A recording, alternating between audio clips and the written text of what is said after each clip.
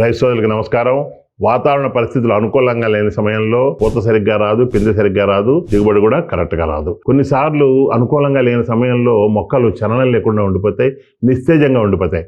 మొక్కల్లో జరిగే జీవన ప్రక్రియలు జరగవు, ఒకవేళ జరిగినా చాలా నెమ్మదిగా జరుగుతాయి. అటువంటి సమయంలో ఈ జీవన ప్రక్రియలన్నీ సక్రమంగా జరగడానికి సినర్జీ క్రాప్ ప్రొటెక్షన్స్ వారిది హైగ్రీన్ గోల్డ్ 100 గ్రాములు ఎకరానికి కానీ వాడినట్లయితే ఇది మొక్కల్లో జరిగే జీవన ప్రక్రియలని వేగవంతం చేసి మొక్కల్ని ఆరోగ్యవంతంగా ఉంచి దిగుబడి ఎక్కువగా ఇవ్వడానికి ఉపయోగపడుతుంది. ముఖ్యంగా హైగ్రీన్ గోల్డ్ 100 గ్రాములు ఎకరానికి 3 కీలకమైన దశల్లో వాడుకోవాలి. మొక్కకి కీలకమైన దశలు శాఖీయ దశ, పూత దశ మరియు పిందె దశ. సో శాఖీయ దశలో హైగ్రీన్ గోల్డ్ వాడినట్లయితే విపరీతంగా కొమ్మలు రెమ్మలు రావడం, శాఖీయ అభివృద్ధి జరిగి మొక్క అభివృద్ధి చెందుతుంది.